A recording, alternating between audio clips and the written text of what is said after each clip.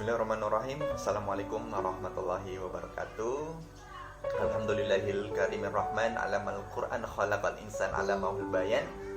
Alhamdulillah, sahabat yang dicintai Allah, manusia-manusia surga yang berjalan di atas muka bumi. Tentunya kita bersyukur kepada Allah, bukan hanya ketika tentang kesehatan yang kita dapati dari anugerah Allah, tapi juga ketika kita masih istiqomah menjadi hambanya Allah.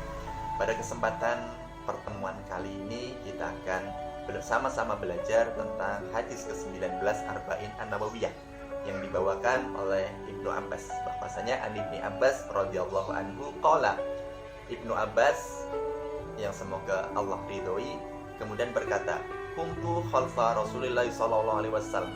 Pada suatu hari aku berada di belakang ontanya Rasul. Bahwa dikisahkan bahwasanya Ibnu Abbas itu ikut Rasul naik onta. Masya Allah ya, naik onta sama Rasul. So sweet banget lah, Masya Allah. Dan Rasulullah faqala, ya gulam, wahai anakku, ini mu'allimuka bi kalimati, akan aku ajarkan kepadamu beberapa kalimat. Ihfadillah yahfazka, jagalah Allah, maka Allah akan menjagamu. Menjaga di sini adalah kita sebagai hambanya Allah menjaga hak-haknya Allah, menjaga kewajiban kita, dan juga menjaga apa yang dilarangnya supaya jangan sampai kita melanggar larangan itu.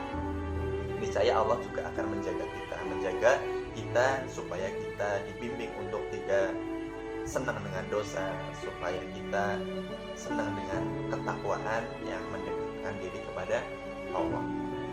Ikhfadilah tajidhu tujahaka, jagalah Allah, maka engkau akan menjumpai Allah menghadapmu, berada di depan. Itu redaksi hadis. Artinya ketika kita berusaha untuk menjaga apa yang dipercayakan Allah kepada kita, maka Allah juga akan membimbing kita untuk kita bisa terus melakukan kebaikan. Karena sejatinya kebaikan-kebaikan yang bisa kita lakukan itu bukan karena hebatnya kita dalam iman, bukan karena hebatnya kita dalam Islam, tapi karena hebatnya Allah yang membimbing, yang menolong hambanya pada jalan takwa. Idza sa'alta fas'alillah, apabila kalian meminta, maka mintalah kepada Allah. Idza sa'alta fas'alillah wa idza sa'alta fasta'in billah, dan apabila kalian meminta pertolongan, mintanya juga kepada Allah. Bahwasanya bahkan diriwayatkan ketika Nabi SAW sandalnya putus, Nabi Muhammad berdoa kepada Allah meminta sendal. Perkara yang mungkin kita anggap remeh, perkara dunia yang sangat kecil, yang mungkin saja Nabi juga bisa meminta kepada Umar, bisa meminta kepada Utsman, yang mana mereka sahabat-sahabat yang sangat mencintai Nabi SAW dengan sepenuh hati, pasti akan ngasih. Jangankan cuma ngasih sendal, bahkan nyawa mereka, tenaga mereka, semuanya pun kalau Rasul minta akan dikasih, karena saking cintanya sahabat kepada Nabi SAW. Tapi Rasul mengajarkan kepada kita, pertama kali yang kita harus mintai pertolongan adalah Allah. Jangan bergantung kepada makhluk. Tapi bagaimana dengan kita? Kadang dalam urusan-urusan keseharian kita, ketika kita menjumpai suatu kesulitan, yang pertama kita ingat itu bukan Allah. Misalnya kita terkena masalah apa, kemudian kita mengingat, oh saya kan punya teman di sini nih, kayaknya dia bisa bantu deh. Kemudian ketika kita punya permasalahan lagi, kemudian kita mengingat, oh ya, aku kan masih punya saudara saya bisa bantu kok, kan? Padahal siapa yang menjamin kita ketika kita menuju ke tempat orang yang kita tuju itu kita selamat? Itu kan gak ada yang menjamin kecuali kemudian Allah. Tapi yang pertama kali dilupakan ketika kita mendapatkan masalah, justru pertama Allah. Kita mengingatnya adalah makhluk yang sekiranya kita anggap dia akan menolong kita. Padahal Rasul sendiri mengatakan bahwa wa'lam annal ummati law istama'at ala ayanfa'uka bi syai'in lam yanfa'uka illa bi syai'in qad katabahu Allah alaik. Bahwasanya apabila manusia-manusia itu berkumpul untuk memberikan manfaat kepadamu, niscaya mereka tidak akan bisa memberikan manfaat, kecuali memang Allah telah menetapkan itu sebagai manfaat kepadamu. Lawij tama'at ala ayaturuka bisyai'in lam yaduruka illa bisyai'in qad katabahu Allahu alaik. Kemudian apabila manusia itu bersekongkol untuk memberikan kamu kecelakaan, untuk memberikan kamu bahaya, itu juga niscaya tidak akan bisa, kecuali memang apa-apa yang memang telah Allah tetapkan sebelumnya, yang Allah tetapkan dalam Lauhul Mahfuz. Kemudian pena diangkat mengering, artinya hukum Allah itu telah ditetapkan.